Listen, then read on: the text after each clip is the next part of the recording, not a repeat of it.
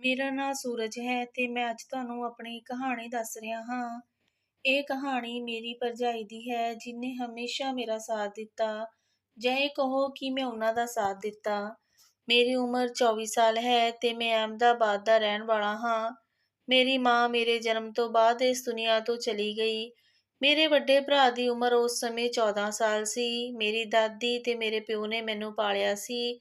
ਜਦੋਂ ਅੱਖਾਂ ਖੁੱਲੀਆਂ ਤਾਂ ਮਾਂ ਇਸ ਦੁਨੀਆ ਤੋਂ ਚਲੀ ਗਈ ਸੀ।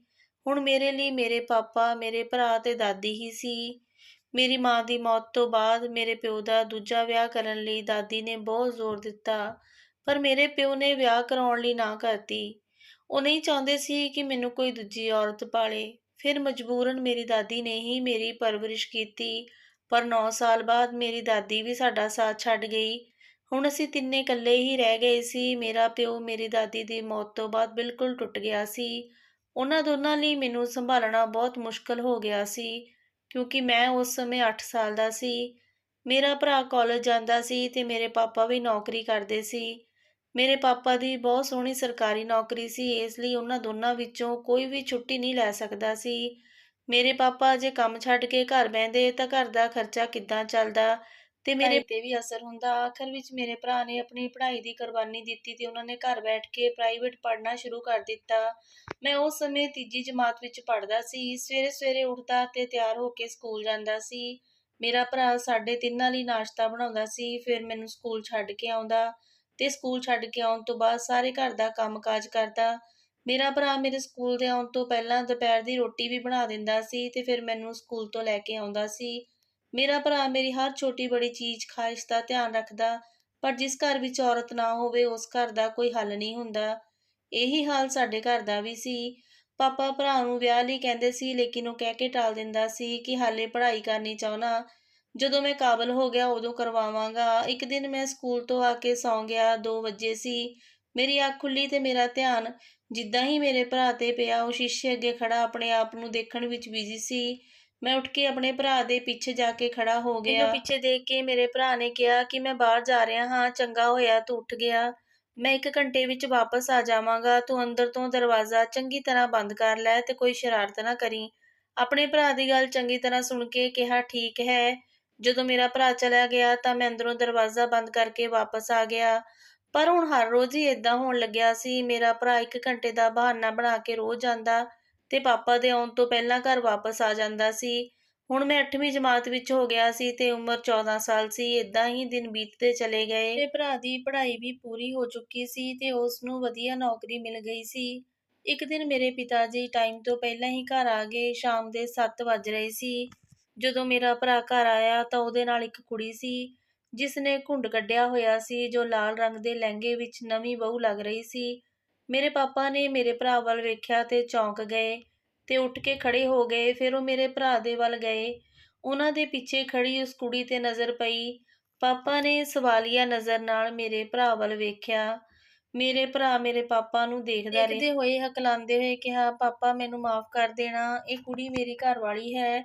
ਮੈਂ ਇਹਦੇ ਨਾਲ ਵਿਆਹ ਕਰਾ ਲਿਆ ਹੈ। ਪਾਪਾ ਨੇ ਗੁੱਸੇ ਵਿੱਚ ਮੇਰੇ ਭਰਾ ਦੇ ਮੂੰਹ ਤੇ ਥੱਪੜ ਮਾਰ ਦਿੱਤਾ, ਜਿਹਦੇ ਨਾਲ ਪਿੱਛੇ ਖੜੀ ਕੁੜੀ ਵੀ ਕੰਬਣ ਲੱਗੀ। ਪਾਪਾ ਦੀ ਨਜ਼ਰ ਉਸ ਕੁੜੀ ਤੇ ਪਈ। ਉਹਨਾਂ ਨੇ ਇੱਕ ਨਜ਼ਰ ਮੈਨੂੰ ਵੀ ਗੁੱਸੇ ਨਾਲ ਦੇਖਿਆ। ਫਿਰ ਪਾਪਾ ਨੇ ਕਿਹਾ ਕਿ ਇਹਨੂੰ ਅੰਦਰ ਲੈ ਕੇ ਜਾ। ਮੈਂ ਉਸ ਨੂੰ ਅੰਦਰ ਲੈ ਕੇ ਗਿਆ। ਅੰਦਰ ਜਾ ਕੇ ਜਿੱਦਾਂ ਹੀ ਉਸ ਨੇ ਆਪਣਾ ਘੁੰਡ ਚੱਕਿਆ, ਮੈਂ ਦੇਖ ਕੇ ਹੈਰਾਨ ਰਹਿ ਗਿਆ ਸੀ, ਜਿਹਨੂੰ ਮੇਰਾ ਭਰਾ ਆਪਣੀ ਘਰਵਾਲੀ ਬਣਾ ਕੇ ਲਿਆਇਆ ਸੀ। ਉਹ ਕੁੜੀ ਬਹੁਤ ਹੀ ਜ਼ਿਆਦਾ ਸੋਹਣੀ ਸੀ ਤੇ ਉਸ ਦੀ ਉਮਰ ਵੀ ਮੇਰੇ ਭਰਾ ਨਾਲੋਂ ਘੱਟ ਸੀ। ਉਹ ਮੇਰੇ ਤੋਂ 2-3 ਸਾਲ ਹੀ ਵੱਡੀ ਲੱਗਦੀ ਸੀ। ਮੈਨੂੰ ਉਹ ਕੁੜੀ ਬਹੁਤ ਪਸੰਦ ਆਈ ਸੀ ਤੇ ਮੇਰੇ ਆਈਡੀਆ ਵੀ ਸਹੀ ਨਿਕਲਿਆ ਸੀ। ਉਹ ਮੇਰੇ ਤੋਂ ਉਮਰ ਵਿੱਚ 3 ਸਾਲ ਹੀ ਵੱਡੀ ਸੀ। ਉਸ ਦਾ ਚਿਹਰਾ ਦੇਖ ਕੇ ਮੈਨੂੰ ਆਪਣੇ ਭਰਾ ਤੇ ਬਹੁਤ ਗੁੱਸਾ ਆ ਰਿਹਾ ਸੀ। ਆਖਰ ਮੇਰੇ ਭਰਾ ਨੇ ਵਿਆਹ ਪਾਪਾ ਦੀ ਮਰਜ਼ੀ ਤੋਂ ਬਿਨਾਂ ਕਿਉਂ ਕੀਤਾ ਸੀ? ਉਹ ਉਹਨਾਂ ਤੋਂ ਪਰਮਿਸ਼ਨ ਲੈ ਕੇ ਵੀ ਵਿਆਹ ਕਰਵਾ ਸਕਦੇ ਸੀ ਨਾ। ਜਾਣੇ ਮੇਰੇ ਭਰਾ ਨੇ ਏਦਾਂ ਕਿਉਂ ਕੀਤਾ। ਮੈਂ ਉਸ ਕੁੜੀ ਨੂੰ ਕਮਰੇ ਵਿੱਚ ਬਿਠਾ ਕੇ ਬਾਹਰ ਆ ਗਿਆ ਸੀ। ਪਾਪਾ ਨੇ ਬਹੁਤ ਦੇਰ ਤੱਕ ਮੇਰੇ ਭਰਾ ਦੀ ਕਲਾਸ ਲਾਈ ਰੱਖੀ ਸੀ। ਉਹਨਾਂ ਦਾ ਕਹਿਣਾ ਸੀ ਕਿ ਏਦਾਂ ਕਿਸੇ ਦੀ ਧੀ ਨਾਲ ਵਿਆਹ ਕਰਾ ਕੇ ਘਰ ਲੈ ਆਉਣਾ ਕੀ ਇਹ ਸਹੀ ਤਰੀਕਾ ਹੈ? ਅਗਰ ਉਹ ਤੂੰ ਮੇਰੇ ਨਾਲ ਗੱਲ ਕਰਦਾ, ਮੈਂ ਤੇਰਾ ਵਿਆਹ ਪੂਰੀ ਇੱਜ਼ਤ ਦੇ ਨਾਲ ਕਰਵਾ ਦਿੰਦਾ, ਪਰ ਹੁਣ ਜੋ ਹੋ ਗਿਆ ਸੀ ਸੋ ਹੋ ਗਿਆ। ਮੇਰੇ ਭਰਾ ਨੇ ਪਾਪਾ ਤੋਂ ਬਹੁਤ ਮਾਫ਼ੀ ਮੰਗੀ, ਪਰ ਮੇਰੇ ਪਾਪਾ ਨੇ ਮੇਰੇ ਭਰਾ ਦੀ ਬਹੁਤ ਬੇਇੱਜ਼ਤੀ ਕੀਤੀ ਸੀ। ਅਗਲੇ ਕੁਝ ਦਿਨਾਂ ਬਾਅਦ ਉਹ ਕੁੜੀ ਜਿਹਦਾ ਨਾਂ ਰੌਸ਼ਨੀ ਸੀ, ਜੋ ਮੇਰੀ ਭਾਬੀ ਸੀ, ਸਾਡੇ ਘਰ 'ਚ ਬਹੁਤ ਵਧੀਆ ਐਡਜਸਟ ਹੋ ਗਈ ਸੀ। ਸਾਡੀ ਉਮਰ ਦਾ ਕੋਈ ਜ਼ਿਆਦਾ ਫ਼ਰਕ ਨਹੀਂ ਸੀ, ਇਸ ਲਈ ਮੈਂ ਉਸ ਨੂੰ ਨਾਮ ਨਾਲ ਹੀ ਬੁਲਾਉਂਦਾ ਸੀ। ਮੈਂ ਭਾਬੀ ਦਾ ਨਾਂ ਲੈਂਦਾ ਹੁੰਦਾ ਸੀ। ਉਹਨਾਂ ਦਾ ਨਾਂ ਲੈਣ 'ਤੇ ਮੇਰੇ ਪਾਪਾ ਮੈਨੂੰ ਬਹੁਤ ਡਾਂਟਦੇ ਸੀ। ਫਿਰ ਮੈਂ ਮਜਬੂਰੀ ਵਿੱਚ ਉਸ ਨੂੰ ਭਾਬੀ ਕਹਿਣਾ ਸ਼ੁਰੂ ਕਰ ਦਿੱਤਾ ਸੀ।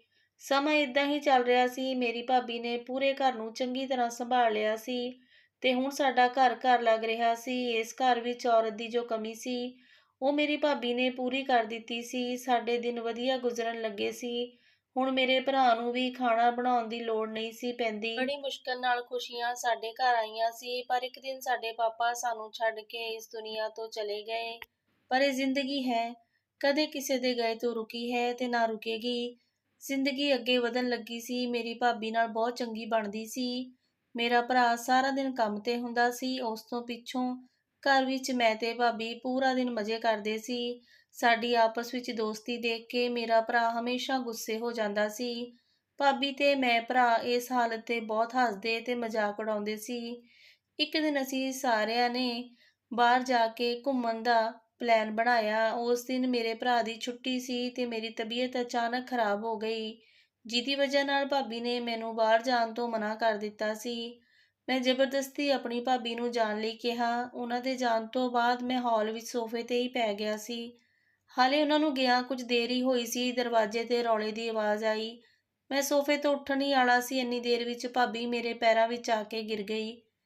ਮੈਂ ਖੜਾ ਹੋ ਕੇ ਦੇਖ ਰਿਹਾ ਸੀ ਤੇ ਸਮਝਣ ਦੀ ਕੋਸ਼ਿਸ਼ ਕਰ ਰਿਹਾ ਸੀ। ਮੇਰੇ ਭਰਾ ਨੇ ਹੀ ਭਾਬੀ ਨੂੰ ਘਸੀੜਦੇ ਹੋਏ ਹਾਲ ਵਿੱਚ ਲਿਆ ਕੇ ਸੁੱਟ ਦਿੱਤਾ ਸੀ। ਉਹ ਬਹੁਤ ਦੇਰ ਤੱਕ ਭਾਬੀ ਤੇ ਗੁੱਸਾ ਕਰਦੇ ਰਹੇ। ਮੈਂ ਚੁੱਪਚਾਪ ਖੜਾ ਸੀ, ਸਾਰਾ ਤਮਾਸ਼ਾ ਦੇਖ ਰਿਹਾ ਸੀ। ਮੇਰਾ ਭਰਾ ਭਾਬੀ ਦੀ ਕਿਸੇ ਸੱਚਾਈ ਬਾਰੇ ਗੱਲ ਕਰ ਰਹੇ ਸੀ। ਮੈਨੂੰ ਕੁਝ ਪਤਾ ਨਹੀਂ ਸੀ। ਮੈਂ ਆਪਣੇ ਦਿਮਾਗ ਵਿੱਚ ਪਤਾ ਨਹੀਂ ਕੀ ਕੁਝ ਸੋਚ ਰਿਹਾ ਸੀ। ਕੁਝ ਦੇਰ ਬਾਅਦ ਮੇਰਾ ਭਰਾ ਆਪਣੇ ਕਮਰੇ ਵਿੱਚ ਚਲਾ ਗਿਆ ਤੇ ਥੋੜ੍ਹੀ ਦੇਰ ਬਾਅਦ ਆਪਣੇ ਕਮਰੇ ਤੋਂ ਬਾਹਰ ਆਇਆ ਤਾਂ ਮੈਂ ਦੇਖਿਆ ਉਹਦੇ ਹੱਥ ਵਿੱਚ ਇੱਕ ਵੱਡਾ ਸਾਰਾ ਬੈਗ ਸੀ। ਉਸ ਬੈਗ ਵਿੱਚ ਉਸਨੇ ਆਪਣਾ ਸਾਰਾ ਸਮਾਨ ਰੱਖਿਆ ਹੋਇਆ ਸੀ ਅਤੇ ਉਹ ਭਾਬੀ ਵੱਲ ਗੁੱਸੇ ਨਾਲ ਦੇਖਿਆ ਅਤੇ ਘਰ ਤੋਂ ਬਾਹਰ ਚਲੇ ਗਏ। ਮੇਰੇ ਭਰਾ ਨੇ ਮੇਰੇ ਵੱਲ ਦੇਖਣਾ ਵੀ ਗਵਾਰਾ ਨਹੀਂ ਸੀ ਸਮਝਿਆ। ਮੈਨੂੰ ਬਹੁਤ ਦੁੱਖ ਹੋਇਆ ਸੀ। ਉਹ ਚਲੇ ਗਏ ਸੀ, ਲੇਕਿਨ ਉਸ ਵਕਤ ਮੇਰੀ ਭਾਬੀ ਦੀ ਹਾਲਤ ਬਹੁਤ ਖਰਾਬ ਸੀ। ਮੈਂ ਉਸ ਨੂੰ ਫਟਾਫਟ ਖੜੇ ਕੀਤਾ ਤੇ ਉਸ ਦੇ ਕਮਰੇ ਵਿੱਚ ਲੈ ਕੇ ਗਿਆ। ਉਸ ਵਕਤ ਆਪਣੇ ਹੋਸ਼-ਹਵਾਸ ਵਿੱਚ ਨਹੀਂ ਸੀ। ਉਸ ਦੀਆਂ ਅੱਖਾਂ ਵਿੱਚੋਂ ਹੰਝੂ ਗਿਰ ਰਹੇ ਸੀ। ਉਹ ਬਾਰ-ਬਾਰ ਮੇਰੇ ਭਰਾ ਨੂੰ ਬੁਲਾ ਰਹੀ ਸੀ। ਉਸ ਨੂੰ ਸੰਭਾਲਣਾ ਬਹੁਤ ਮੁਸ਼ਕਲ ਹੋ ਰਿਹਾ ਸੀ। ਪੂਰੀ ਰਾਤ ਮੈਂ ਭਾਬੀ ਦੇ ਨਾਲ ਗੁਜ਼ਾਰੀ ਸੀ। ਅਗਲੀ ਸਵੇਰ ਮੈਂ ਆਪਣੇ ਭਰਾ ਦੇ ਕਮਰੇ ਵਿੱਚ ਗਿਆ। ਮੈਂ ਦੇਖਿਆ ਕਿ ਮੇਰੇ ਭਰਾ ਦੇ ਕਮਰੇ ਦੀ ਮੇਜ਼ 'ਤੇ ਇੱਕ ਲੈਟਰ ਪਿਆ ਹੋਇਆ ਸੀ। ਉਹ ਲੈਟਰ ਜੌਬ ਪੋਸਟਿੰਗ ਦਾ ਸੀ। ਇਹਦਾ ਮਤਲਬ ਮੇਰੇ ਭਰਾ ਦੀ ਦੂਜੇ ਸ਼ਹਿਰ ਵਿੱਚ ਬਦਲੀ ਹੋ ਗਈ ਸੀ। ਮੈਂ ਸੋਚਿਆ, ਚਲੋ ਚੰਗਾ ਹੋਇਆ ਭਰਾ ਦਾ ਟ੍ਰਾਂਸਫਰ ਹੋਇਆ ਹੈ, ਨਹੀਂ ਤਾਂ ਮੈਨੂੰ ਲੱਗ ਰਿਹਾ ਸੀ ਕਿ ਗੁੱਸੇ ਵਿੱਚ ਕਿਤੇ ਘਰ ਤਾਂ ਨਹੀਂ ਛੱਡ ਕੇ ਚਲੇ ਗਏ। ਇਹ ਤਾਂ ਚੰਗਾ ਹੋਇਆ ਕਿ ਪਤਾ ਚੱਲ ਗਿਆ ਸੀ ਕਿ ਮੇਰਾ ਭਰਾ ਕਿੱਥੇ ਸੀ, ਨਹੀਂ ਤਾਂ ਮੇਰੀ ਭਾਬੀ ਦਾ ਰੋ-ਰੋ ਕੇ ਬੁਰਾ ਹਾਲ ਹੁੰਦਾ। ਮੇਰੇ ਭਰਾ ਨੇ ਮੇਰੀ ਭਾਬੀ ਦੀ ਅਜਿਹੀ ਹਾਲਤ ਕਰ ਦਿੱਤੀ ਸੀ ਕਿ ਮੈਨੂੰ ਆਪਣੇ ਭਰਾ 'ਤੇ ਬਹੁਤ ਗੁੱਸਾ ਆ ਰਿਹਾ ਸੀ। ਹੁਣ ਘਰ ਵਿੱਚ ਮੈਂ ਤੇ ਮੇਰੀ ਭਾਬੀ ਦੋਨੋਂ ਹੀ ਬਚੇ ਸੀ। ਅਸੀਂ ਵੀ ਇੱਕ ਦੂਜੇ ਦਾ ਸਹਾਰਾ ਸੀ। ਮੇਰੀ ਭਾਬੀ ਮੇਰੇ ਭਰਾ ਨੂੰ ਬਹੁਤ ਯਾਦ ਕਰਦੀ ਸੀ, ਪਰ ਮੈਨੂੰ ਕਦੀ ਆਪਣੇ ਭਰਾ ਦੀ ਯਾਦ ਨਹੀਂ ਸੀ ਆਉਂਦੀ। ਮੈਂ ਤਾਂ ਉਸਦੇ ਘਰ ਤੋਂ ਬਾਹਰ ਹੋਣ 'ਤੇ ਬਹੁਤ ਜ਼ਿਆਦਾ ਖੁਸ਼ ਸੀ। ਜਿਸ ਤਰ੍ਹਾਂ ਦਾ ਸਲੂਕ ਉਸਨੇ ਭਾਬੀ ਨਾਲ ਕੀਤਾ ਸੀ, ਮੈਨੂੰ ਉਸ 'ਤੇ ਬਹੁਤ ਗੁੱਸਾ ਆ ਰਿਹਾ ਸੀ। ਏਦਾਂ ਹੀ ਦਿਨ ਬੀਤਦੇ ਚਲੇ ਗਏ ਤੇ ਮੇਰਾ MBBS ਹੋ ਗਿਆ ਸੀ। ਮੈਂ ਡਾਕਟਰ ਬਣਨਾ ਚਾਹੁੰਦਾ ਸੀ ਤੇ ਮੈਨੂੰ ਡਿਗਰੀ ਮਿਲ ਗਈ ਸੀ। ਮੈਂ ਡਿਗਰੀ ਲੈ ਕੇ ਜਦੋਂ ਘਰ ਆਇਆ ਤਾਂ ਮੈਂ ਬਹੁਤ ਖੁਸ਼ ਸੀ। ਮੈਂ ਖੁਸ਼ੀ ਨਾਲ ਆਪਣੀ ਡਿਗਰੀ ਭਾਬੀ ਨੂੰ ਦਿਖਾਈ ਤੇ ਕਿਹਾ, ਦੇਖੋ ਭਾਬੀ, ਮੈਂ ਡਾਕਟਰ ਬਣ ਗਿਆ। ਅੱਜ ਬਹੁਤ ਖੁਸ਼ੀ ਦਾ ਦਿਨ ਹੈ। ਮੇਰੀ ਭਾਬੀ ਨੇ ਮੈਨੂੰ ਖੁਸ਼ੀ ਦੀ ਵਜ੍ਹਾ ਨਾਲ ਗਲੇ ਲਾ ਲਿਆ ਸੀ। ਭਾਬੀ ਨੇ ਮੇਰਾ ਮੱਥਾ ਚੁੰਮਦੇ ਹੋਏ ਕਿਹਾ, ਮੈਂ ਕਿਹਾ ਸੀ ਨਾ, ਇੱਕ ਦਿਨ ਤੇਰਾ ਸੁਪਨਾ ਜ਼ਰੂਰ ਪੂਰਾ ਹੋਵੇਗਾ, ਤੂੰ ਡਾਕਟਰ ਬਣ ਜਾਵੇਂਗਾ। ਉਹ ਦਿਨ ਮੇਰੇ ਲਈ ਸਭ ਤੋਂ ਵੱਡੀ ਖੁਸ਼ੀ ਦਾ ਦਿਨ ਸੀ। ਮੇਰੀ ਇਸ ਖੁਸ਼ੀ ਤੇ ਮੇਰੀ ਭਾਬੀ ਬਹੁਤ ਜ਼ਿਆਦਾ ਖੁਸ਼ ਸੀ। ਉਸਨੇ ਮੈਨੂੰ ਕਿਹਾ, ਹੁਣ ਤੂੰ ਡਾਕਟਰ ਬਣ ਗਿਆ, ਤੇਰੇ ਹੱਥ ਵਿੱਚ ਡਿਗਰੀ ਆ ਗਈ ਹੈ। ਹੁਣ ਤੂੰ ਮੈਨੂੰ ਦੱਸ, ਤੂੰ ਮੈਨੂੰ ਕੀ ਟ੍ਰੀਟ ਦੇਵੇਂਗਾ? ਭਾਬੀ ਨੂੰ ਕਿਹਾ ਸੀ ਕਿ ਤੁਸੀਂ ਜੋ ਮੰਗੋਗੇ ਮੈਂ ਉਹੀ ਦੇਵਾਂਗਾ। ਭਾਬੀ ਨੇ ਕਿਹਾ, ਅੱਛਾ ਠੀਕ ਹੈ, ਤੂੰ ਮੈਨੂੰ ਤੋਹਫ਼ਾ ਕੀ ਦੇਣਾ ਹੈ? ਮੈਂ ਕਿਹਾ, ਭਾਬੀ ਜੋ ਤੁਹਾਨੂੰ ਚਾਹੀਦਾ ਹੈ ਉਹ ਲੈ ਲਓ। ਅੱਜ ਮੈਂ ਬਹੁਤ ਖੁਸ਼ ਹਾਂ, ਮੇਰੀ ਖੁਸ਼ੀ ਦਾ ਸਭ ਤੋਂ ਵੱਡਾ ਦਿਨ ਹੈ। ਤਾਂ ਮੇਰੀ ਭਾਬੀ ਕਹਿਣ ਲੱਗੀ, ਠੀਕ ਹੈ, ਚੱਲ ਆਪਾਂ ਕਿਤੇ ਘੁੰਮਣ ਚੱਲਦੇ ਹਾਂ। ਮੈਂ ਆਪਣੀ ਭਾਬੀ ਦੇ ਗਲੇ ਵਿੱਚ ਹੱਥ ਪਾਉਂਦੇ ਹੋਏ ਕਿਹਾ, ਠੀਕ ਹੈ, ਜੋ ਹੁਕਮ ਮੇਰੀ ਭਾਬੀ ਜਿੱਦਾਂ ਕਹੂਗੀ ਮੈਂ ਉੱਦਾਂ ਹੀ ਕਰਾਂਗਾ। ਮੈਂ ਕਿਹਾ, ਦੱਸੋ ਕਿੱਥੇ ਜਾਣਾ ਹੈ? ਤੇ ਮੇਰੀ ਭਾਬੀ ਨੇ ਸ਼ਾਪਿੰਗ ਦੀ ਲਿਸਟ ਤਾਂ ਪਹਿਲਾਂ ਹੀ ਤਿਆਰ ਕਰ ਰੱਖੀ ਸੀ। ਉਹਨੇ ਮੇਰੇ ਹੱਥ ਵਿੱਚ ਲਿਸਟ ਦਿੰਦੇ ਹੋਏ ਖੂਬ ਹੱਸਣ ਲੱਗੀ ਤੇ ਅੱਜ ਮੇਰੀ ਭਾਬੀ ਕਿੰਨੇ ਦਿਨਾਂ ਬਾਅਦ ਖੁੱਲ੍ਹ ਕੇ ਹੱਸੀ ਸੀ। ਮੇਰੇ ਕੰਨ ਤਾਂ ਆਪਣੀ ਭਾਬੀ ਦੀ ਹਾਸੀ ਸੁਣਨ ਲਈ ਤਰਸ ਗਏ ਸੀ। ਮੈਂ ਭਾਬੀ ਦੀ ਤਰਫ ਦੇਖਦਾ ਹੀ ਜਾ ਰਿਹਾ ਸੀ। ਮੈਂ ਆਪਣੇ ਦਿਲ ਵਿੱਚ ਸੋਚ ਲਿਆ ਸੀ ਕਿ ਹਮੇਸ਼ਾ ਆਪਣੀ ਭਾਬੀ ਨੂੰ ਖੁਸ਼ ਰੱਖਾਂਗਾ, ਕਦੀ ਵੀ ਉਹਨਾਂ ਦੀ ਹਾਸੀ ਉਹਨਾਂ ਤੋਂ ਜੁਦਾ ਨਹੀਂ ਹੋਣ ਦੇਵਾਂਗਾ। ਮੇਰੀ ਭਾਬੀ ਹੱਸਦੇ ਹੋਏ ਬਹੁਤ ਸੋਹਣੀ ਲੱਗਦੀ ਸੀ। ਮੈਂ ਭਾਬੀ ਵੱਲ ਗੌਰ ਨਾਲ ਦੇਖ ਰਿਹਾ ਸੀ ਤੇ ਸੋਚ ਰਿਹਾ ਸੀ ਕਿ ਕਾਸ਼ ਜੇ ਮੇਰੇ ਭਰਾ ਦਾ ਵਿਆਹ ਭਾਬੀ ਨਾਲ ਨਾ ਹੋਇਆ ਹੁੰਦਾ ਤਾਂ ਮੈਂ ਇਸ ਨਾਲ ਵਿਆਹ ਕਰਦਾ ਤੇ ਉਸ ਨੂੰ ਆਪਣੇ ਘਰ ਲੈ ਕੇ ਆਉਂਦਾ। ਪਰ ਹੁਣ ਕੀ ਹੋ ਸਕਦਾ ਸੀ? ਪਰ ਕਿਸਮਤ ਵਿੱਚ ਜੋ ਲਿਖਿਆ ਉਹ ਹੋ ਕੇ ਰਹਿੰਦਾ। ਇਹਨਾਂ ਗੱਲਾਂ ਵਿੱਚ ਹੀ ਖੋਇਆ ਸੀ। ਭਾਬੀ ਨੇ ਮੇਰਾ ਹੱਥ ਫੜ ਕੇ ਮੈਨੂੰ ਹੋਸ਼ ਲੈ ਕੇ ਆਂਦਾ ਤੇ ਮੈਂ ਘਬਰਾ ਗਿਆ। ਮੇਰੀ ਕੋਈ ਚੋਰੀ ਫੜੀ ਗਈ ਹੋਵੇ। ਮੈਂ ਇੱਕਦਮ ਭਾਬੀ ਤੋਂ ਨਜ਼ਰਾਂ ਚੁਰਾਉਣ ਲੱਗਿਆ ਸੀ ਤੇ ਇੱਧਰ-ਉੱਧਰ ਦੇਖਣ ਲੱਗਾ। ਭਾਬੀ ਨੇ ਮੈਨੂੰ ਪੁੱਛਿਆ, ਕਿਹਦੇ ਖਿਆਲਾਂ ਵਿੱਚ ਖੋਇਆ ਹੈ? ਭਾਬੀ ਦਾ ਸਵਾਲ ਸੁਣ ਕੇ ਮੈਂ ਫੇਰ ਭਾਬੀ ਵੱਲ ਧਿਆਨ ਦਿੱਤਾ। ਇੱਕ ਦਿਲ ਕੀਤਾ ਸਭ ਸੱਚ ਦੱਸ ਦੇਵਾਂ, ਕਿਸ ਦੇ ਖਿਆਲਾਂ ਵਿੱਚ ਖੋਇਆ ਹਾਂ। ਫਿਰ ਮੈਂ ਗੱਲ ਨੂੰ ਟਾਲ ਦਿੱਤਾ ਤੇ ਮੈਂ ਭਾਬੀ ਨੂੰ ਕਿਹਾ, ਜਲਦੀ ਤਿਆਰ ਹੋ ਜਾਓ, ਆਪਾਂ ਬਾਹਰ ਚੱਲੀਏ। ਫਿਰ ਮੈਂ ਆਪਣੇ ਕਮਰੇ ਵਿੱਚ ਆ ਗਿਆ ਤੇ ਕੱਪੜੇ ਚੇਂਜ ਕਰਕੇ ਤਿਆਰ ਹੋ ਕੇ 15 ਮਿੰਟ ਤੋਂ ਬਾਅਦ ਮੈਂ ਘਰ ਤੋਂ ਬਾਹਰ ਗੇਟ ਤੇ ਖੜੀ ਬਾਈਕ ਦੇ ਉੱਤੇ ਬੈਠ ਗਿਆ। ਮੋਟਰਸਾਈਕਲ ਸਟਾਰਟ ਕੀਤੀ, 2-3 ਵਾਰੀ ਹੌਰਨ ਮਾਰਿਆ ਤਾਂ ਜਿੱਦਾਂ ਹੀ ਭਾਬੀ ਬਾਹਰ ਆਈ ਮੈਨੂੰ ਬਹੁਤ ਸੋਹਣੀ ਲੱਗੀ। ਭਾਬੀ ਦੇ ਬਾਹਰ ਆਉਣ ਤੋਂ ਬਾਅਦ ਮੈਂ ਦਰਵਾਜ਼ੇ ਨੂੰ ਚੰਗੀ ਤਰ੍ਹਾਂ ਲੌਕ ਕਰ ਦਿੱਤਾ ਤੇ ਬਾਈਕ ਤੇ ਬੈਠ ਗਿਆ ਅਤੇ ਬਾਈਕ ਸਟਾਰਟ ਕੀਤੀ। ਅਸੀਂ ਫਿਰ ਚੱਲ ਪਏ। ਬਾਈਕ ਤੇਜ਼ ਸੀ, ਮੇਰੀ ਭਾਬੀ ਬਹੁਤ ਡਰ ਰਹੀ ਸੀ। ਉਹਨਾਂ ਨੇ ਮੈਨੂੰ ਬਾਰ-ਬਾਰ ਕਿਹਾ ਕਿ ਸਪੀਡ ਘੱਟ ਕਰ। ਉਹਨਾਂ ਦੇ ਨਾਲ ਮੈਨੂੰ ਸ਼ਰਾਰਤ ਕਰਨਾ ਚੰਗਾ ਲੱਗ ਰਿਹਾ ਸੀ ਤੇ ਮੈਂ ਬਾਰ-ਬਾਰ ਸਪੀਡ ਤੇਜ਼ ਕਰ ਰਿਹਾ ਸੀ, ਉਹਨਾਂ ਨਾਲ ਮਜ਼ਾਕ ਕਰ ਰਿਹਾ ਸੀ। ਕੁਝ ਚਿਰ ਬਾਅਦ ਮੈਂ ਬਾਈਕ ਸ਼ਾਪਿੰਗ ਮਾਲ ਦੇ ਅੱਗੇ ਰੋਕ ਦਿੱਤੀ। ਫਿਰ ਮੈਂ ਭਾਬੀ ਦਾ ਹੱਥ ਫੜ ਕੇ ਉਹਨਾਂ ਨੂੰ ਅੰਦਰ ਲੈ ਗਿਆ। ਉਹ ਪਹਿਲਾਂ ਹੀ ਇੱਥੇ ਆ ਚੁੱਕੀ ਸੀ, ਪਰ ਘਰ ਵਿੱਚ ਉਹ ਜਿੱਦਾਂ ਹੀ ਰਹਿੰਦੀ ਸੀ। ਘਰ ਤੋਂ ਬਾਹਰ ਨਿਕਲ ਕੇ ਉਸ ਦੀ ਸਾਰੀ ਹਿੰਮਤ ਖਤਮ ਹੋ ਜਾਂਦੀ ਸੀ, ਪਰ ਮੇਰਾ ਸਾਥ ਭਾਬੀ ਨੂੰ ਹਮੇਸ਼ਾ ਹੌਸਲਾ ਦਿੰਦਾ ਸੀ। ਮੇਰੇ ਨਾਲ ਹੋਣ ਕਰਕੇ ਉਹ ਹਰ ਚੀਜ਼ ਭੁਲਾ ਦਿੰਦੀ ਸੀ। ਹੁਣ ਵੀ ਇਹੀ ਹੋਇਆ ਸੀ। ਜਿੱਦਾਂ ਹੀ ਮੈਂ ਉਹਨਾਂ ਦਾ ਹੱਥ ਫੜਿਆ, ਉਹਨਾਂ ਨੇ ਮੇਰਾ ਹੱਥ ਭਰੋਸੇ ਨਾਲ ਕੱਸ ਕੇ ਫੜ ਲਿਆ। ਮੈਂ ਉਹਨਾਂ ਦਾ ਹੱਥ ਫੜ ਕੇ ਉਹਨਾਂ ਨੂੰ ਬਹੁਤ ਜ਼ਿਆਦਾ ਸ਼ਾਪਿੰਗ ਕਰਵਾਈ। ਮੈਂ ਬਿਜ਼ੀ ਹੋ ਗਿਆ। ਸਮਾਨ ਖਰੀਦਣ ਤੋਂ ਬਾਅਦ ਅਸੀਂ ਮੂਵੀ ਦੇਖਣ ਲਈ ਗਏ। ਰਾਤ ਦੀ ਰੋਟੀ ਅਸੀਂ ਬਾਹਰ ਹੀ ਖਾਈ। ਸ਼ਾਪਿੰਗ ਪੂਰੀ ਹੋ ਗਈ ਸੀ। ਅਸੀਂ ਦੋਨੋਂ ਡਿਨਰ ਵੀ ਕਰ ਲਿਆ ਸੀ। ਫਿਰ ਬਾਈਕ ਤੇ ਬਹਿ ਕੇ ਆਪਣੇ ਘਰ ਲਈ ਰਵਾਨਾ ਹੋ ਗਏ। ਉਸ ਤੋਂ ਬਾਅਦ ਮੈਂ ਭਾਬੀ ਨੂੰ ਪਾਰਕ ਵਿੱਚ ਲੈ ਗਿਆ। ਉੱਥੇ ਬਹੁਤ ਠੰਡੀ ਹਵਾ ਚੱਲ ਰਹੀ ਸੀ। ਰਾਤ ਦਾ ਸਮਾਂ ਸੀ। ਠੰਡੀ-ਠੰਡੀ ਹਵਾ ਵਿੱਚ ਅਸੀਂ ਬੈਠ ਗਏ। ਦੋਨਾਂ ਨੇ ਇੱਕ ਦੂਜੇ ਦਾ ਹੱਥ ਫੜ ਰੱਖਿਆ ਸੀ। ਭਾਬੀ ਨੇ ਮੇਰੇ ਤੋਂ ਹੱਥ ਛੁਡਾਉਣ ਦੀ ਕੋਸ਼ਿਸ਼ ਕੀਤੀ ਕਿਉਂਕਿ ਸਾਰੇ ਸਾਡੇ ਵੱਲ ਦੇਖ ਰਹੇ ਸੀ, ਪਰ ਮੈਂ ਉਹਨਾਂ ਦਾ ਹੱਥ ਬੜੀ ਮਜ਼ਬੂਤੀ ਨਾਲ ਫੜਿਆ ਸੀ। ਪੂਰਾ ਦਿਨ ਅਸੀਂ ਇੰਜੋਏ ਕਰਨ ਤੋਂ ਬਾਅਦ ਘਰ ਚਲੇ ਗਏ। ਜਿੱਦਾਂ ਹੀ ਅਸੀਂ ਹੱਸਦੇ ਹੋਏ ਆਪਣੀ ਗਲੀ ਵਿੱਚ ਵੜੇ, ਦੇਖਿਆ ਸਾਡੇ ਘਰ ਦੇ ਬਾਹਰ ਔਰਤਾਂ ਦੀ ਭੀੜ ਸੀ ਜੋ ਸਿਰਫ ਸਾਨੂੰ ਦੇਖ ਰਹੀਆਂ ਸੀ। ਘਰ ਦੇ ਸਾਹਮਣੇ ਭੀੜ ਦੇਖ ਕੇ ਅਸੀਂ ਆਪਣੀ ਬਾਈਕ ਰੋਕੀ। ਪੂਰਾ ਮੁਹੱਲਾ ਇਕੱਠਾ ਹੋਇਆ ਸੀ, ਜਿਹਨੂੰ ਦੇਖ ਕੇ ਮੇਰੀ ਭਾਬੀ ਨੇ ਮੇਰੇ ਮੋਢੇ ਨੂੰ ਕੱਸ ਕੇ ਫੜ ਲਿਆ। ਫਿਰ ਲੋਕਾਂ ਤੋਂ ਬਚਣ ਲਈ ਉਹਨਾਂ ਦੀ ਸਾਰੀ ਕੋਸ਼ਿਸ਼ ਨਾਕਾਮ ਹੋ ਗਈ। ਮੈਂ ਇੱਕ ਨਜ਼ਰ ਆਪਣੀ ਭਾਬੀ ਵੱਲ ਮੁੜ ਕੇ ਦੇਖਿਆ ਤਾਂ ਉਸਦਾ ਸਾਰਾ ਸਰੀਰ ਕੰਬ ਰਿਹਾ ਸੀ। ਮੈਂ ਬੜੀ ਹੈਰਾਨੀ ਨਾਲ ਉੱਥੇ ਖੜੇ ਲੋਕਾਂ ਨੂੰ ਦੇਖ ਰਿਹਾ ਸੀ ਤੇ ਫਿਰ ਆਪਣੀ ਬਾਈਕ ਨੂੰ ਤੇਜ਼ ਕਰਦੇ ਉਹਨਾਂ ਤੱਕ ਆਇਆ। ਜਿੱਦਾਂ ਹੀ ਮੈਂ ਉਹਨਾਂ ਦੇ ਕੋਲ ਗਿਆ, ਉਹਨਾਂ ਦੀਆਂ ਆਵਾਜ਼ਾਂ ਮੈਨੂੰ ਸਾਫ਼ ਸੁਣਾਈ ਦੇ ਰਹੀਆਂ ਸਨ, ਜੋ ਲੋਕ ਸਾਨੂੰ ਦੇਖ ਕੇ ਗੱਲਾਂ ਬਣਾ ਰਹੇ ਸੀ। ਮੈਂ ਆਪਣੀ ਬਾਈਕ ਰੋਕੀ ਤੇ ਇੱਕ ਨਜ਼ਰ ਲੋਕਾਂ ਵੱਲ ਦੇਖਦੇ ਹੋਏ ਆਪਣੀ ਭਾਬੀ ਦਾ ਹੱਥ ਫੜ ਕੇ ਅੰਦਰ ਲੈ ਗਿਆ। ਫਿਰ ਮੇਰੇ ਕੰਨਾਂ ਵਿੱਚ ਇੱਕ ਔਰਤ ਦੀ ਆਵਾਜ਼ ਪਈ। ਉਹ ਕਹਿ ਰਹੀ ਸੀ, ਹੇ ਪਰਮਾਤਮਾ, ਕੀ ਬੇਸ਼ਰਮੀ ਮਚਾਈ ਹੈ ਇਹਨਾਂ ਨੇ। ਸ਼ੁਕਰ ਹੈ ਅੱਜ ਅਸੀਂ ਇਹਨਾਂ ਨੂੰ ਆਪਣੀਆਂ ਅੱਖਾਂ ਨਾਲ ਰੰਗਰਲੀਆਂ ਮਨਾਉਂਦੇ ਦੇਖ ਲਿਆ, ਨਹੀਂ ਤਾਂ ਸਾਨੂੰ ਪਤਾ ਨਹੀਂ ਸੀ ਚੱਲਣਾ ਕਿ ਦਿਓਰ ਭਰਜਾਈ ਕੀ ਖੇਲ ਖੇਲ ਰਹੇ ਨੇ। ਇਹਨਾਂ ਨੂੰ ਤਾਂ ਆਪਣੇ ਰਿਸ਼ਤੇ ਦੀ ਵੀ ਲਿਹਾਜ਼ ਨਹੀਂ। ਦੂਜੀ ਔਰਤ ਬੋਲੀ, ਇਸ ਬੱਚੇ ਦਾ ਕੀ ਕਸੂਰ ਹੈ? ਇਹ ਤਾਂ ਇਸ ਨੇ ਸੋਚਣਾ ਹੈ। ਆਖਰ ਇਸ ਵਿੱਚ ਕਿੱਥੋਂ ਇੰਨੀ ਸਮਝ ਆਏਗੀ? ਇਹ ਤਾਂ ਸਾਰਾ ਇਸ ਘਟੀਆ ਔਰਤ ਨੂੰ ਸੋਚਣਾ ਚਾਹੀਦਾ ਸੀ। ਸੋ ਇਸ ਭੋਲੇ ਭਾਲੇ ਨੂੰ ਫਸਾ ਰਹੀ ਹੈ ਤੇ ਆਪਣੇ ਦਿਓਰ ਤੇ ਡੋਰੇ ਪਾ ਰਹੀ ਹੈ। ਇਹਦੇ ਤਾਂ ਲੱਛਣ ਠੀਕ ਨਹੀਂ, ਤਾਂ ਹੀ ਤਾਂ ਇਸ ਦਾ ਘਰ ਵਾਲਾ ਕਿੰਨੇ ਸਾਲ ਪਹਿਲਾਂ ਹੀ ਇਸ ਨੂੰ ਛੱਡ ਕੇ ਚਲਿਆ ਗਿਆ ਸੀ। ਇਹਦੇ ਇਰਾਦੇ ਨਹੀਂ ਸਹੀ ਸੀ। ਦੋਨਾਂ ਭਾਈਆਂ ਨੂੰ ਆਪਣੇ ਕਾਬੂ ਵਿੱਚ ਕਰਨਾ ਚਾਹੁੰਦੀ ਸੀ। ਇਹ ਤਾਂ ਕੰਮ ਹੀ ਇਹੀ ਹੈ। ਬਾਅਦ ਕੋਈ ਹੋਰ ਮਰਦ ਲੱਭ ਲਵੇਗੀ। ਇਹੋ ਜਿਹੀਆਂ ਔਰਤਾਂ ਦਾ ਇੱਕ ਮਰਦ ਨਾਲ ਗੁਜ਼ਾਰਾ ਕਿੱਥੋਂ ਹੁੰਦਾ? ਇਹਨਾਂ ਦੀ ਤਾਂ ਆਦਤ ਹੁੰਦੀ ਹੈ। ਮੈਨੂੰ ਤਾਂ ਵਿਚਾਰੇ ਇਸ ਦੇ ਘਰ ਵਾਲੇ ਤੇ ਤਰਸ ਆ ਰਿਹਾ ਹੈ, ਕਿਉਂਕਿ ਇਸ ਨੂੰ ਆਪਣੇ ਭਰਾ ਦਾ ਖਿਆਲ ਰੱਖਣ ਲਈ ਛੱਡ ਕੇ ਗਿਆ ਸੀ। ਜਦੋਂ ਪਤਾ ਲੱਗੂਗਾ ਕਿ ਉਹਨੇ ਇਸ ਦੇ ਭਰਾ ਦਾ ਕੀ ਖਿਆਲ ਰੱਖਿਆ ਤਾਂ ਨਾ ਜਾਣੇ ਕੀ ਬਣੂਗਾ। ਹੋਰ ਪਤਾ ਨਹੀਂ ਔਰਤਾਂ ਕੀ-ਕੀ ਗੱਲਾਂ ਕਰ ਰਹੀਆਂ ਸੀ। ਮੈਂ ਚਾਹੁੰਦਾ ਤਾਂ ਸਭ ਨੂੰ ਜਵਾਬ ਦੇ ਸਕਦਾ ਸੀ, ਪਰ ਮੈਨੂੰ ਉਸ ਸਮੇਂ ਆਪਣੀ ਭਾਬੀ ਦੀ ਫਿਕਰ ਸੀ। ਉਸ ਸਮੇਂ ਮੈਂ ਉਸਨੂੰ ਸਹਾਰਾ ਦੇ ਕੇ ਜਲਦੀ ਨਾਲ ਅੰਦਰ ਲੈ ਗਿਆ। ਭਾਬੀ ਦਾ ਹੱਥ ਫੜ ਕੇ ਇੱਕ ਕਦਮ ਚੱਲਿਆ ਹੀ ਸੀ, ਇੰਨੀ ਦੇਰ ਵਿੱਚ ਮੇਰੇ ਕੰਨਾਂ ਵਿੱਚ ਆਵਾਜ਼ ਪਈ। ਮੇਰਾ ਖੂਨ ਖੌਲ ਗਿਆ ਸੀ। ਮੇਰੀ ਭਰਜਾਈ ਆਪਣੇ ਹੋਸ਼-ਹਵਾਸ ਖੋ ਬੈਠੀ ਸੀ, ਜਿਹਨੂੰ ਦੇਖ ਕੇ ਮੇਰੇ ਮੱਥੇ 'ਤੇ ਪਸੀਨਾ ਆ ਗਿਆ ਸੀ। ਜੋ ਮੈਂ ਨਹੀਂ ਚਾਹੁੰਦਾ ਸੀ ਉਹੀ ਹੋ ਗਿਆ ਸੀ। ਸਭ ਲੋਕ ਮੇਰੇ ਆਲੇ-ਦੁਆਲੇ ਜਮ੍ਹਾਂ ਹੋ ਗਏ ਸੀ, ਸਾਡੇ ਵੱਲ ਏਦਾਂ ਦੇਖ ਰਹੇ ਸੀ ਜਿੱਦਾਂ ਪਤਾ ਨਹੀਂ ਅਸੀਂ ਕਿੱਡਾ ਪਾਪ ਕੀਤਾ ਹੋਵੇ। ਇਹ ਸਭ ਦੇਖ ਕੇ ਮੈਂ ਬਹੁਤ ਘਬਰਾ ਗਿਆ ਸੀ ਤੇ ਮੈਨੂੰ ਕੁਝ ਸਮਝ ਨਹੀਂ ਆ ਰਿਹਾ ਸੀ ਕੀ ਕਰਾਂ ਤੇ ਕੀ ਨਹੀਂ। ਜੇਕਰ ਕਿਸੇ ਨੂੰ ਸੱਚ ਪਤਾ ਲੱਗ ਗਿਆ ਤਾਂ ਨਾ ਜਾਣੇ ਕੀ ਹੋਊਗਾ। ਇਹ ਤਾਂ ਲੋਕ ਗੱਲਾਂ ਹੀ ਬਣਾ ਰਹੇ ਨੇ, ਝੂਠੀਆਂ ਕਹਾਣੀਆਂ ਹੀ ਸੁਣਾ ਰਹੇ ਸੀ, ਪਰ ਮੈਂ ਨਾ ਜਾਣੇ ਕੀ ਸੋਚ ਵਿੱਚ ਗੁੰਮ ਸੀ। ਮੈਨੂੰ ਕੁਝ ਸਮਝ ਨਹੀਂ ਆ ਰਿਹਾ ਸੀ। ਏਦਾਂ ਲੱਗ ਰਿਹਾ ਸੀ ਜਿੱਦਾਂ ਮੈਂ ਬਹੁਤ ਵੱਡੀ ਪਰੇਸ਼ਾਨੀ ਵਿੱਚ ਘਿਰ ਗਿਆ ਹੋਵਾਂ। ਮੇਰੀ ਭਰਜਾਈ ਬੇਹੋਸ਼ ਹੋ ਚੁੱਕੀ ਸੀ। ਮੈਂ ਉਹਨਾਂ ਲੋਕਾਂ ਦੀ ਪਰਵਾਹ ਨਾ ਕਰਦੇ ਹੋਏ ਉਸ ਨੂੰ ਆਪਣੀ ਗੋਦੀ ਵਿੱਚ ਚੁੱਕਿਆ ਤੇ ਘਰ ਦਾ ਦਰਵਾਜ਼ਾ ਖੋਲ੍ਹ ਕੇ ਘਰ ਦੇ ਅੰਦਰ ਕਮਰੇ ਵਿੱਚ ਜਾ ਕੇ ਭਾਬੀ ਨੂੰ ਬੈੱਡ 'ਤੇ ਲਿਟਾ ਦਿੱਤਾ। ਫਿਰ ਉਹਨਾਂ ਲੋਕਾਂ ਦੇ ਮੂੰਹ ਦੇ ਉੱਤੇ ਘਰ ਦਾ ਦਰਵਾਜ਼ਾ ਬੰਦ ਕਰ ਦਿੱਤਾ। ਮੈਂ ਚਾਹੁੰਦਾ ਤਾਂ ਹੁਣੇ ਇਸੇ ਵਕਤ ਸਭ ਦਾ ਮੂੰਹ ਤੋੜ ਜਵਾਬ ਦੇ ਸਕਦਾ ਸੀ, ਲੇਕਿਨ ਇਸ ਸਮੇਂ ਮੈਨੂੰ ਸਿਰਫ਼ ਸਕੂਨ ਚਾਹੀਦਾ ਸੀ ਤੇ ਮੈਂ ਅੰਦਰ ਆਇਆ ਤੇ ਆਪਣੇ ਕਮਰੇ ਵਿੱਚ ਜਾਣ ਦੀ ਬਜਾਏ ਭਾਬੀ ਦੇ ਕਮਰੇ ਵਿੱਚ ਚਲਾ ਗਿਆ ਤੇ ਭਾਬੀ ਦੇ ਬੈੱਡ 'ਤੇ ਜਾ ਕੇ ਬੈਠ ਗਿਆ। ਮੈਂ ਸੋਚ ਰਿਹਾ ਸੀ ਕਿ ਨਾ ਜਾਣੇ ਕੱਲ੍ਹ ਦਾ ਸੂਰਜ ਮੇਰੇ ਲਈ ਕੀ ਤੂਫਾਨ ਲੈ ਕੇ ਆਵੇਗਾ। ਮੈਂ ਆਪਣੇ ਦਿਮਾਗ ਵਿੱਚ ਨਾ ਜਾਣੇ ਕਿਹੋ ਜਿਹੀਆਂ ਗੱਲਾਂ ਸੋਚ ਰਿਹਾ ਸੀ।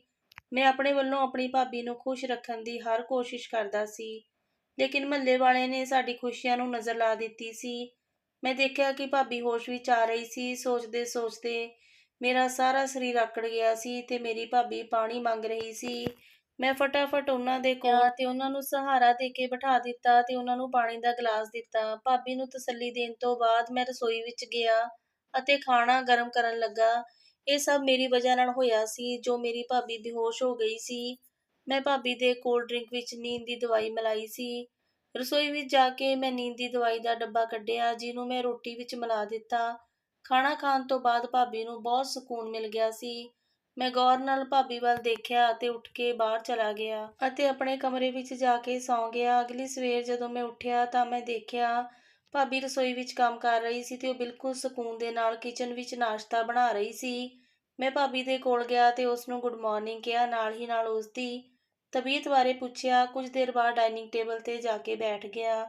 ਮੈਂ ਸੋਚਿਆ ਕਿ ਚਲੋ ਚੰਗਾ ਹੋਇਆ ਕੱਲ੍ਹ ਮੈਂ ਭਾਬੀ ਦੇ ਡਰਿੰਕ ਵਿੱਚ ਨੀਂਦ ਦੀ ਦਵਾਈ ਮਿਲਾ ਦਿੱਤੀ ਸੀ, ਨਹੀਂ ਤਾਂ ਨਾ ਜਾਣੇ ਹੋ ਜਾਂਦਾ। ਭਾਬੀ ਦਾ ਰੋ-ਰੋ ਕੇ ਬੁਰਾ ਹਾਲ ਕਰ ਲੈਣਾ ਸੀ। ਮੈਂ ਟੀਵੀ ਔਨ ਕੀਤਾ ਤੇ ਨਿਊਜ਼ ਦੇਖਣ ਲੱਗਿਆ। ਉਸ ਸਮੇਂ ਅਚਾਨਕ ਦਰਵਾਜ਼ੇ ਦੀ ਬੈਲ ਵੱਜੀ। ਮੈਂ ਸੁਣ ਕੇ ਅਚਾਨਕ ਮੇਰੇ ਕੰਨ ਖੜੇ ਹੋ ਗਏ। ਮੈਨੂੰ ਲੱਗਿਆ ਕਿ ਮੁਹੱਲੇ ਵਾਲੇ ਚੁੱਪ ਨਹੀਂ ਬੈਠਣਗੇ, ਇੰਨੀ ਸਵੇਰੇ-ਸਵੇਰੇ ਤਮਾਸ਼ਾ ਕਰਨ ਆ ਜਾਣਗੇ। ਮੈਨੂੰ ਨਹੀਂ ਪਤਾ ਸੀ। ਮੈਂ ਦਰਵਾਜ਼ੇ ਵੱਲ ਦੇਖਿਆ ਤੇ ਮੈਂ ਸੋਚਿਆ ਕਿ ਮੈਂ ਉਹਨਾਂ ਲੋਕਾਂ ਨਾਲ ਅੱਜ ਗੱਲ ਕਲੀਅਰ ਕਰ ਹੀ ਲੈਣਾ ਹਾਂ।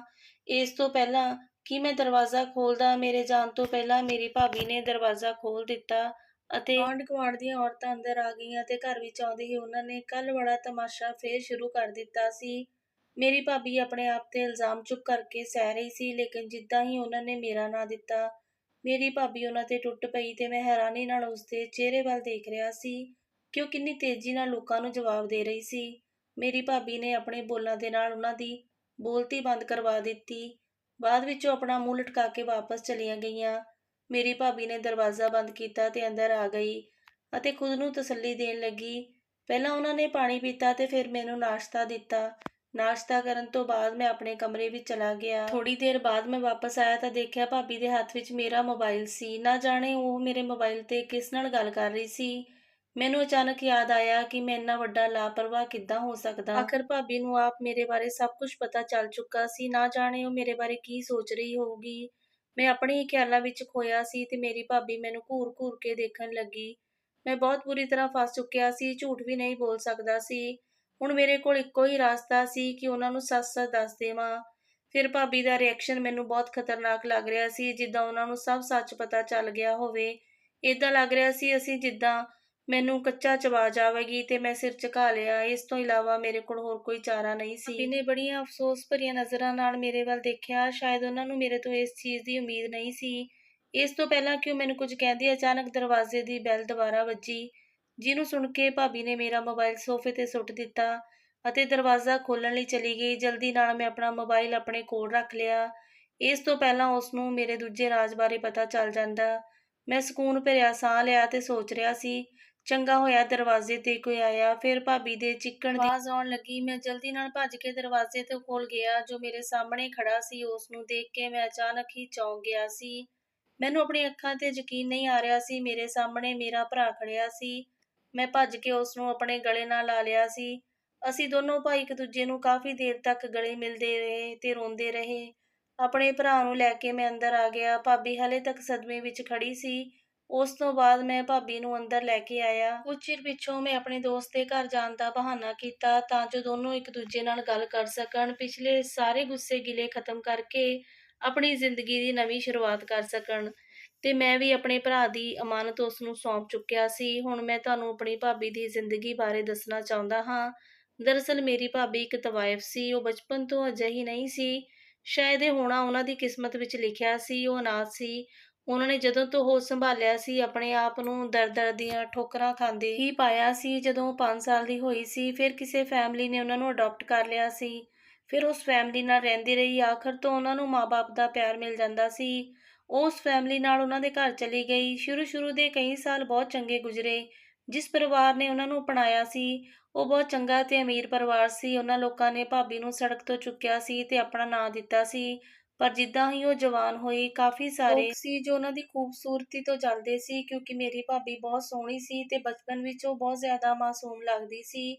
ਜਿਹੜਾ ਪਰਿਵਾਰ ਉਹਨਾਂ ਨੂੰ ਆਪਣੇ ਨਾਲ ਲੈ ਗਿਆ ਸੀ, ਉਹ ਇੱਕ ਜੁਆਇੰਟ ਫੈਮਿਲੀ ਸੀ। ਸ਼ਰੀਕੇ ਵਿੱਚ ਹੋਰ ਵੀ ਕੁੜੀਆਂ ਸੀ, ਪਰ ਇੰਨੀ ਸੋਹਣੀ ਕੋਈ ਨਹੀਂ ਸੀ ਜਿੰਨੀ ਸੋਹਣੀ ਮੇਰੀ ਭਾਬੀ ਸੀ। ਇਸ ਲਈ ਜਦੋਂ ਕੁੜੀਆਂ ਦਾ ਰਿਸ਼ਤਾ ਆਉਂਦਾ ਤਾਂ ਉਹ ਲੋਕ ਉਹਨਾਂ ਕੁੜੀਆਂ ਦੀ ਬਜਾਏ ਭਾਬੀ ਨੂੰ ਪਸੰਦ ਕਰਕੇ ਚਲੇ ਜਾਂਦੇ ਸੀ। ਇੱਕ ਦਿਨ ਉਹਨਾਂ ਕੁੜੀਆਂ ਦੀ ਮਾਂ ਭਾਬੀ ਨੂੰ ਬਹਾਨੇ ਨਾਲ ਆਪਣੇ ਨਾਲ ਘਰ ਤੋਂ ਬਾਹਰ ਲੈ ਗਈ ਅਤੇ ਰਸਤੇ ਵਿੱਚ ਭਾਬੀ ਦੇ ਮੂੰਹ 'ਤੇ ਕਲੋਰੋਫਾਰਮ ਲਗਾ ਕੇ ਉਸ ਨੂੰ ਬੇਹੋਸ਼ ਕਰ ਦਿੱਤਾ ਤੇ ਉਸ ਨੂੰ ਕੁਝ ਯਾਦ ਨਾ ਰਿਹਾ। ਜਦੋਂ ਉਸ ਦੀ ਅੱਖ ਖੁੱਲ੍ਹੀ ਤਾਂ ਉਸ ਦੇ ਪੈਰਾਂ ਥੱਲੋਂ ਜ਼ਮੀਨ ਖਿਸਕ ਗਈ। ਉਹ ਇੱਕ ਕੋਠੇ 'ਤੇ ਪਹੁੰਚ ਚੁੱਕੀ ਸੀ। ਔਰਤ ਆਪਣੀਆਂ ਬੇਟੀਆਂ ਦਾ ਬਦਲਾ ਲੈਣਾ ਚਾਹੁੰਦੀ ਸੀ, ਜੋ ਜਾਣ-ਬੁੱਝ ਕੇ ਭਾਬੀ ਨੂੰ ਬਹਾਨੇ ਨਾਲ ਘਰ ਤੋਂ ਬਾਹਰ ਲੈ ਕੇ ਚਲੀ ਗਈ ਸੀ। ਜਦੋਂ ਭਾਬੀ ਬੇਹੋਸ਼ ਹੋ ਗਈ ਤਾਂ ਉਸ ਨੂੰ ਰਿਕਸ਼ੇ ਵਿੱਚ ਬਿਠਾ ਕੇ ਕੋਠੇ 'ਤੇ ਛੱਡ ਆਈ ਸੀ ਤੇ ਘਰ ਵਾਲਿਆਂ ਨੂੰ ਬਹਾਨਾ ਬਣਾ ਦਿੱਤਾ ਕਿ ਤੁਹਾਡੀ ਧੀ ਮਿਲ ਨਹੀਂ ਰਹੀ, ਨਾ ਜਾਣੇ ਉਹ ਮੇਰਾ ਹੱਥ ਛੁਡਾ ਕੇ ਕਿੱਥੇ ਚਲੀ ਗਈ। ਮੈਂ ਤਾਂ ਉਸ ਨੂੰ ਲੱਭਣ ਦੀ ਬਹੁਤ ਕੋਸ਼ਿਸ਼ ਕੀਤੀ, ਪਰ ਉਹ ਮੈਨੂੰ ਨਜ਼ਰ ਨਹੀਂ ਆਈ। ਭਾਬੀ ਦੇ ਸੌਤੇਲੇ ਮਾਂ-ਪਿਓ ਨੇ ਉਹਨਾਂ ਨੂੰ ਹਰ ਥਾਂ ਲੱਭਣ ਦੀ ਕੋਸ਼ਿਸ਼ ਕੀਤੀ, ਪਰ ਭਾਬੀ ਦਾ ਕੁਝ ਪਤਾ ਨਹੀਂ ਲੱਗਿਆ। ਇੱਥੋਂ ਤੱਕ ਕਿ ਪੁਲਿਸ ਵਿੱਚ ਰਿਪੋਰਟ ਵੀ ਦਰਜ ਕਰਵਾਈ। ਪੁਲਿਸ ਵੀ ਭਾਬੀ ਨੂੰ ਨਹੀਂ ਲੱਭ ਪਾਈ ਸੀ। ਭਾਬੀ ਦੀ ਸੱਚਾਈ ਦੇ ਬਾਰੇ ਮੈਂ ਪਹਿਲਾਂ ਤੋਂ ਹੀ ਜਾਣਦਾ ਸੀ। ਮੈਨੂੰ ਇਸ ਗੱਲ ਦਾ ਪਤਾ ਸੀ ਕਿ ਭਾਬੀ ਇੱਕ ਤਵਾਇਫ ਹੈ, ਪਰ ਮੈਨੂੰ ਇਸ ਦਾ ਨਹੀਂ ਪਤਾ ਚੱਲ ਪਾਇਆ ਕਿ ਮੇਰੇ ਭਰਾ ਦੀ ਮੁਲਾਕਾਤ ਭਾਬੀ ਨਾਲ ਕਿੱਦਾਂ ਹੋਈ ਸੀ ਤੇ ਕਿਸ ਤਰ੍ਹਾਂ ਭਾਬੀ ਨਾਲ ਵਿਆਹ ਕਰਾ ਕੇ ਉਹ ਘਰ ਲੈ ਆਇਆ ਸੀ। ਪਰ ਮੇਰੇ ਭਰਾ ਨੂੰ ਮੇਰੀ ਭਾਬੀ ਦੀ ਸੱਚਾਈ ਬਾਰੇ ਪਤਾ ਸੀ। ਜਿਸ ਦਿਨ ਮੇਰਾ ਭਰਾ ਘਰ ਤੋਂ ਬਾਹਰ ਗਿਆ, ਉਸ ਦਿਨ ਉਸਨੂੰ ਭਾਬੀ ਦੀ ਸੱਚਾਈ ਬਾਰੇ ਪਤਾ ਚੱਲ ਗਿਆ ਸੀ। ਨਾ ਜਾਣੇ ਮੇਰੇ ਭਰਾ ਨੂੰ ਮੇਰੀ ਭਾਬੀ ਦੀ ਸੱਚਾਈ ਕਿਸਨੇ ਦੱਸੀ ਸੀ। ਜਿੱਦਾਂ ਹੀ ਉਹਨਾਂ ਨੂੰ ਭਾਬੀ ਬਾਰੇ ਪਤਾ ਲੱਗਿਆ, ਉਹਨਾਂ ਦੀ ਖੂਬ ਕਲਾਸ ਲਈ ਸੀ। ਫਿਰ ਉਹ ਘਰ ਤੋਂ ਚਲੇ ਗਏ ਤੇ ਉਹਨਾਂ ਦੇ ਜਾਣ ਤੋਂ ਬਾਅਦ ਮੇਰੀ ਭਾਬੀ ਨੂੰ ਬਹੁਤ ਡਿਪਰੈਸ਼ਨ ਹੋ ਗਿਆ ਸੀ। ਡਾਕਟਰ ਦਾ ਕਹਿਣਾ ਸੀ ਕਿ ਕਦੀ ਵੀ ਇਸ ਡਿਪਰੈਸ਼ਨ ਤੋਂ ਬਾਹਰ ਨਹੀਂ ਨਿਕਲੂਗੀ, ਅਸਲ ਜ਼ਿੰਦਗੀ ਦੀ ਤਰਫ ਵਾਪਸ ਨਹੀਂ ਆ ਸਕਦੀ।